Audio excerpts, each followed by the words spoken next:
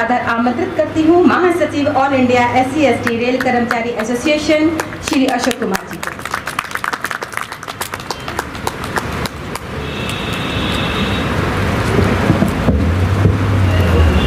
मैं सबसे पहले बोधिसत्व भारत रत्न बाबा साहेब डॉक्टर भीमराव अम्बेडकर को उनके 131वें जन्म दिवस पर कोटि कोटि नमन करता हूँ। हमारे साथ बैठी हुई प्रमुख मुख्य कार्मिक अधिकारी आदरणीय प्रमला भार्गव जी, CPOIR आदरणीय मधुकर जी,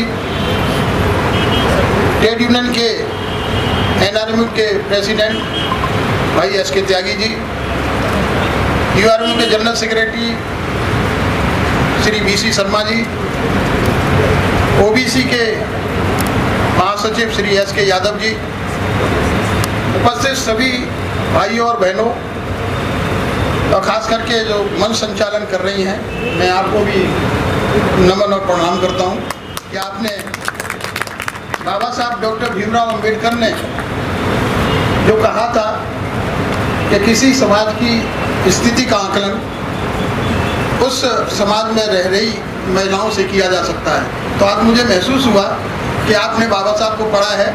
आदरणीय PCPO महोदया ने बाबा साहब को अच्छी तरीके से पढ़ा है और आज उनके मन में ये विचार आया कि किसी भी तरीके से बाबा साहब डॉक्टर भीमराव अम्बेडकर को एक कॉन्फ्रेंस हॉल में न बांध करके खुले प्रांगण में उनकी विचारधाराओं को जन जन तक पहुंचाने का काम किया जाए। तो इसके लिए मैं धन्यवाद करना चाहूँगा अपने CPOIR महोदय का, PCPO महोदय का और डिप्टी CPO और APO और उनकी सारी टीम का कि जो इतना भव्य आयोजन बाबा साहब डॉक्टर भीमराव अम्बेडकर के सम्मान में आप लोगों ने किया। साथियों, हम लोग बाबा साहब डॉक्टर भीमराव अम्बेडकर के 131वें जन्म दिवस पर 14 अप्रैल को जो बाबा साहब डॉक्टर भीमराव अम्बेडकर का जन्म दिवस था, उसको दुनिया में नहीं, पूरे देश में ही नहीं, पूरे दुनिया में बड़े धूमधाम से मनाया गया। और क्योंकि कार्यालयों में अवकाश होने के कारण आज हम लोग प्रशासन की ओर से बाबा साहब डॉक्टर भीमराव अम्बेडकर को उनकी बताए हुए मार्ग पर चलने के लिए यहाँ पर एकत्रित हुए हैं। बाबा साहब डॉक्टर भीमराव अम्बेडकर एक ऐसे समाज में जिस समाज के लिए स्कूल और विद्यालयों के दरवाजे बंद थे, ऐसे समाज से निकल करके मात्र देश में ही नहीं, दुनिया में हायर एजुकेशन लेने के बाद उन्होंने एक देश में आकर के एक आधुनिक भारत का निर्माण किया। स्थिति काफी दयनीय थी, आर्थिक स्थिति मजबूत नहीं थी। प्राइमरी शिक्षा हासिल करने के बाद हायर एजुकेशन के लिए आप भी ये परिकल्पना करके देखिए कि एक ऐसा बालक जिसके समाज को सदियों से प्रताड़ित किया गया हो, जिसको छुआछूत की है दृष्टि से देखा जाता हो, उसके दिमाग में कैसे ये कल्पना आई कि अमेरिका में कोई कोलंबिया विश्वविद्यालय है जहाँ पर MA की पढ़ाई, PhD की पढ़ाई भी होती है। उनके एक गुरुजी जिन्होंने उनको प्रेरित किया, अब महाराजा बड़ौदा उस समय कुछ होनहार छात्रों को कोलंबिया विश्वविद्यालय में हायर एजुकेशन के लिए भेजते थे। महाराजा बड़ौदा से उन्होंने अनुरोध किया, महाराजा बड़ौदा ने उनकी प्रतिभा को पहचाना और पहचानने के बाद उनको कोलंबिया विश्वविद्यालय में जाने का मौका मिला, पढ़ने का मौका मिला। कोलंबिया से उन्होंने MA किया, PhD किया। बाबा साहब की एक इच्छा, प्रबल इच्छा थी कि वो ज़्यादा से ज़्यादा एजुकेशन हासिल करें और एजुकेशन हासिल करने के बाद में फिर इस देश के अंदर वापस आएँ। कोलंबिया विश्वविद्यालय से MA और PhD करने के बाद भी उनका मन नहीं भरा, तो वो उसी समय लंदन चले गए और लंदन में London school of economics and political sciences institute, उसमें उन्होंने अर्थशास्त्र से डीलिट करने के लिए अपना रजिस्ट्रेशन कराया। और साथ में ही ग्रेजिन यूनिवर्सिटी लंदन, वहाँ पर उन्होंने लॉ की पढ़ाई के लिए रजिस्ट्रेशन कराया। इसी बीच में महाराजा बड़ौदा का एग्रीमेंट जो था, लिमिटेड समय के लिए एग्रीमेंट था कि इस समय में आप अपनी पढ़ाई पूरी करने के बाद में वापस आएंगे और मेरी रियासत में नौकरी करेंगे। बाबा साहब डॉक्टर भीमराव अंबेडकर को सूचना भेजी गई कि आपका कार्यकाल पूरा हो गया, आप वापस आइए। अनुरोध किया गया, लेकिन एक्सटेंशन नहीं मिला। और आने के बाद उन्होंने महाराजा बड़ौदा के यहाँ जो उनका एग्रीमेंट था, मिलिट्री सेक्रेटरी के पद पर उनको नियुक्त किया गया। जिस समय बाबा साहब डॉक्टर भीमराव अंबेडकर लंदन से वापस आ रहे थे, उस समय लगभग उनकी 2000 दुर्लभ किताबें जो उन्होंने काफ़ी संकलित की थी, इकट्ठा किया था, उनका अध्ययन भी किया।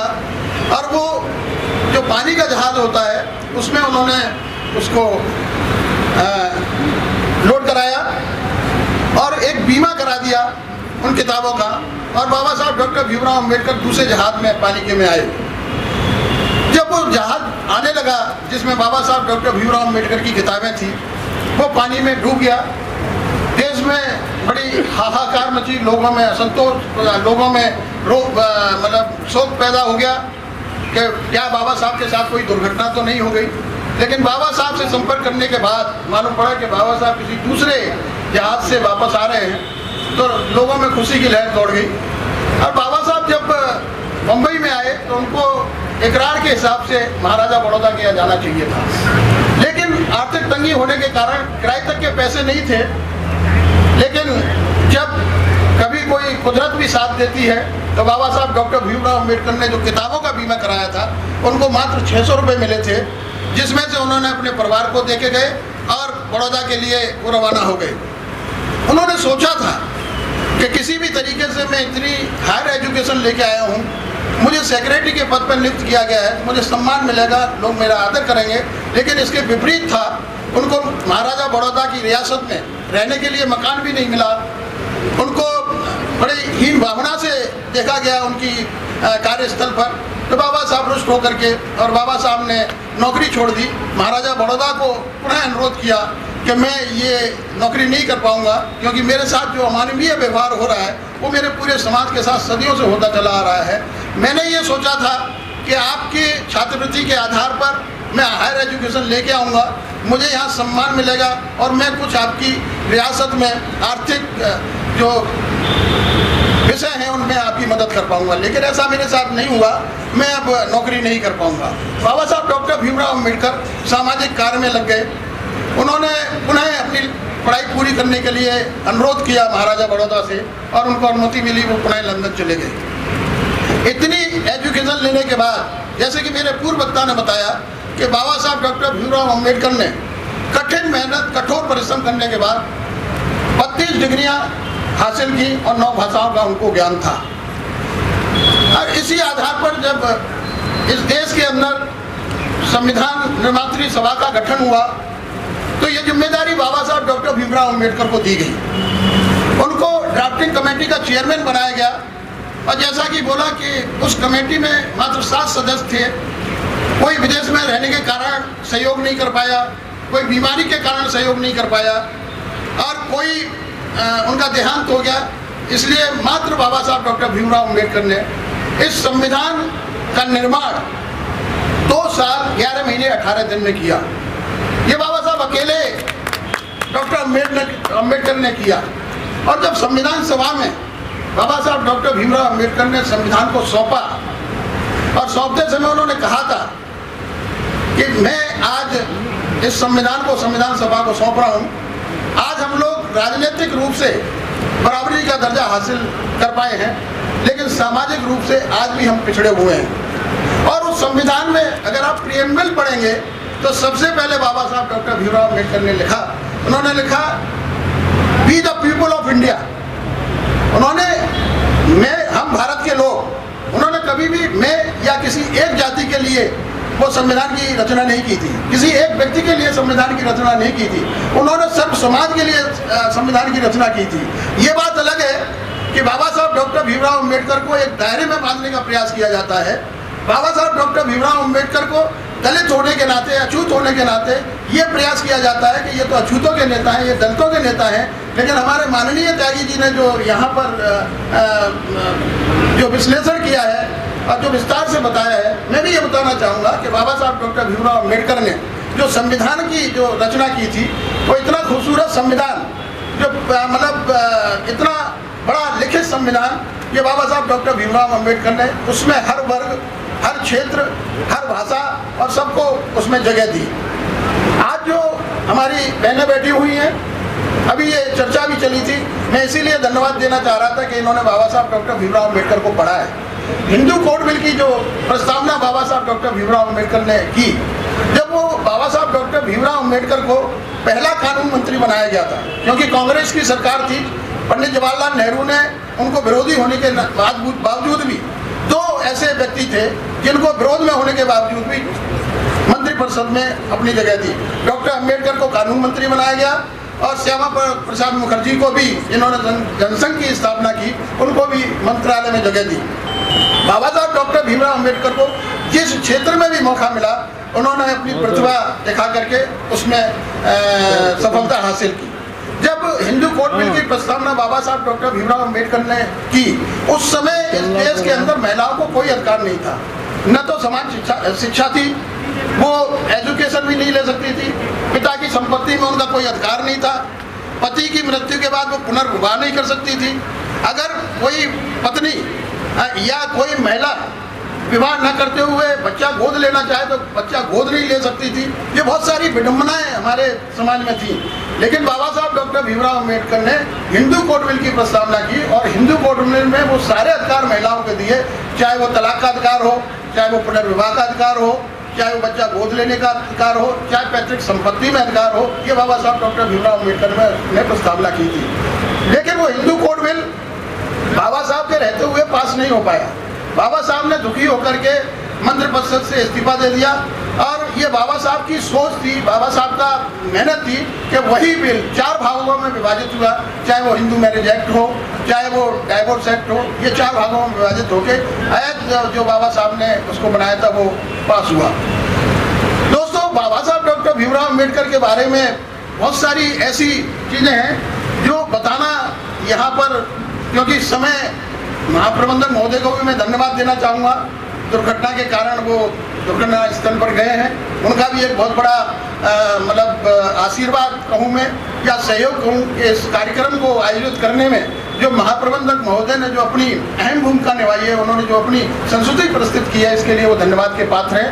मैं पीसीपीओ महोदय से कहूँगा कि वो मेरा ये धन्यवाद जो है महाप्रबंधक को तक पहुँचाएँ।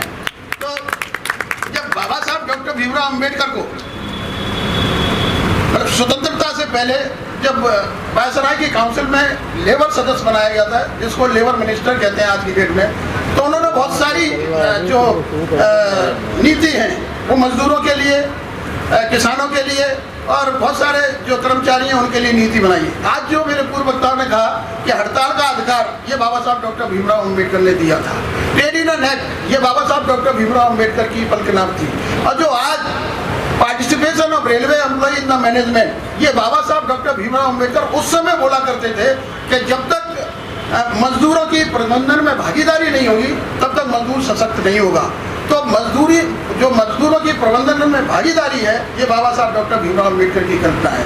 मैटरनिटी लीव, बाबा साहब डॉक्टर भीमराव अम्बेडकर जब कोयला खदानों की महिलाओं की स्थिति को देखा और जो मिलों में जो काम करती थी महिलाएं, उनकी स्थिति को देखा कि सवैतनिक अगर वो अवकाश लेती है तो उनको तनख्वाह नहीं मिलती थी, सवैतनिक अवकाश की परिकल्पना ये बाबा साहब डॉक्टर भीमराव अम्बेडकर ने दी। जो मैटरनिटी लीव है वो बाबा साहब डॉक्टर भीमराव अम्बेडकर ने इसकी परिकल्पना की थी। और जब उनको वायसराय की काउंसिल में CPWD मिनिस्टर बनाया गया, तो ये जो आज आप देख रहे हैं जो नदियों पे बांध बने हुए हैं, बाबा साहब डॉक्टर भीमराव अम्बेडकर, मेरा मानना है 32 डिग्रियाँ थी, उसमें एक बहुत बड़े वो साइंटिस्ट और इंजीनियर भी थे। उन्होंने बांध की कल्पना की थी, जो हीराकुंड बांध है भाखड़ा का डैम बात है, अगर इसको आप देखेंगे इतिहास में उठा करके तो कहीं ना कहीं बाबा साहब डॉक्टर भीमराव अंबेडकर का नाम वहाँ पर आपको दिखाई देगा और महसूस होगा कि ये बाबा साहब डॉक्टर भीमराव अंबेडकर की परिकल्पना थी। क्योंकि बिहार और बंगाल में जब वर्षा ऋतु होती थी तो बहुत सारी बाढ़ से पानी पूरे बंगाल को और बिहार को तबाह कर देता था। किसानों की फसल बर्बाद हो जाती थी और जो बेचारे गरीब लोग जो अपनी झोपड़ियां बना करके रहते थे गांव के आसपास, उनके मकान ढह जाते थे। तो बाबा साहब डॉक्टर भीमराव अम्बेडकर ने उन नदियों पर बांध बनाने की परिकल्पना की थी, जो आज वो जारी है। सिंचाई परियोजना ये बाबा साहब डॉक्टर भीमराव अम्बेडकर की देन है। बहुत सारी चीज़ें बाबा साहब डॉक्टर भीमराव अम्बेडकर, चाहे वो राजनीति शास्त्र हो, चाहे वो अर्थशास्त्र हो, चाहे वो सामाजिक शास्त्र हो, चाहे वो एंथ्रोपोलॉजी हो, मतलब कोई भी विषय ऐसा नहीं था जो बाबा साहब ने छोड़ दिया हो। हर विषय का अध्ययन किया और अध्ययन करने के बाद में बाबा साहब डॉक्टर भीमराव अम्बेडकर ने इस देश के अंदर आकर के उस अछूत और वंचित समाज को तो एक मुख्य धारा में लाने का काम किया ही किया। उन तमाम लोगों को, मजदूरों को, किसानों को और महिलाओं को सम्मान दिलाने का काम किया, ये बाबा साहब डॉक्टर भीमराव अम्बेडकर ने किया। और जो वोट का अधिकार, संविधान में जो वोट का अधिकार हमको बाबा साहब डॉक्टर भीमराव अम्बेडकर ने दिया ही दिया, लेकिन जब बाबा साहब डॉक्टर भीमराव अम्बेडकर को, जो हमारी बहन ने बताया कि जो लंदन के अंदर 3 गोलमेज कॉन्फ्रेंस जो आयोजित की गई थी वो ब्रिटिश गवर्नमेंट के द्वारा की गई थी और ब्रिटिश गवर्नमेंट ने बाबा साहब डॉक्टर भीमराव अम्बेडकर को भी अन्य लोगों के साथ आमंत्रित किया था। और आमंत्रित करने के बाद में इस बात पर बहस होनी थी, एक सब्जेक्ट ये भी था कि अगर इस देश को इंडिपेंडेंस दी जाए तो इस देश में सरकार कैसे बनेगी, वोट डालने का अधिकार किसको दिया जाएगा। तो उसमें बहुत सारी चर्चाएं की गई कि वोट डालने का अधिकार उसको दे दिया जाए जो टैक्स पे करता हो, या वोट डालने का अधिकार उसको दे दिया जाए जो मैट्रिकुलेशन की परीक्षा पास की हो, या वोट डालने का अधिकार उसको दिया जाए कि जो मतलब संपत्ति का अधिकार हो। बाबा साहब डॉक्टर भीमराव अम्बेडकर ने खुले मन से गोलमेज कॉन्फ्रेंस में इस प्रस्ताव का विरोध किया। उन्होंने कहा कि इस देश के अंदर असंख्य महिलाएं, बहुत सारी हमारी जो जनसंख्या महिलाओं की है, अगर आपने ये प्रस्ताव पास कर दिया कि जो मैट्रिकुलेशन पास किए हुआ उसको वोट डालने का अधिकार होगा, तो जिस महिला को इस देश के अंदर स्कूल में घुसने की आज़ादी नहीं, जाने की परमिशन नहीं है, घर से बाहर वो निकल नहीं सकती, तो मैट्रिकुलेशन पास नहीं कर सकती, इसलिए वो वोट नहीं डाल पाएगी। और जिस महिला के नाम कोई संपत्ति नहीं होगी तो वो टैक्स भी पे नहीं कर सकती, इसलिए वो वोट नहीं डाल पाएगी। तब बाबा साहब डॉक्टर भीमराव अम्बेडकर को ये जिम्मेदारी थी। उनको बोला कि बाबा साहब डॉक्टर अम्बेडकर आप ही प्रस्ताव बनाइए कि क्या प्रस्ताव बनाया जाए। उन्होंने कहा जो बालिग हो जाए उसको वोट डालने का अधिकार दिया जाए। तो आज जो चाहे वो रेहड़ी वाला हो, रिक्शे वाला हो, महिला हो, मजदूर हो, किसान हो, तो वोट डालने का अधिकार मिला है, ये बाबा साहब डॉक्टर भीमराव अम्बेडकर की बदौलत मिला है। दोस्तों, समय ज़्यादा है, ज़्यादा समय हो रहा है। मैं पुनः धन्यवाद करना चाहूँगा अपने तमाम बहनों का, तमाम अपने कर्मचारी साथियों का कि आज ये कार्यक्रम आयोजित किया। हमारे पर्सनल डिपार्टमेंट की प्रमुख मुख्य अधिकारी और CPO-IR, APO and deputy CPO, मैं बहुत बहुत धन्यवाद करना चाहूँगा। और आपको इस बात के लिए भी धन्यवाद करना चाहूँगा कि आपने मुझे यहाँ पर बोलने का मौका दिया और बाबा साहब डॉक्टर भीमराव अम्बेडकर को पुनः उनके चरणों में अपनी पुष्पांजलि अर्पित करते हुए धन्यवाद। जय भीम, जय भारत।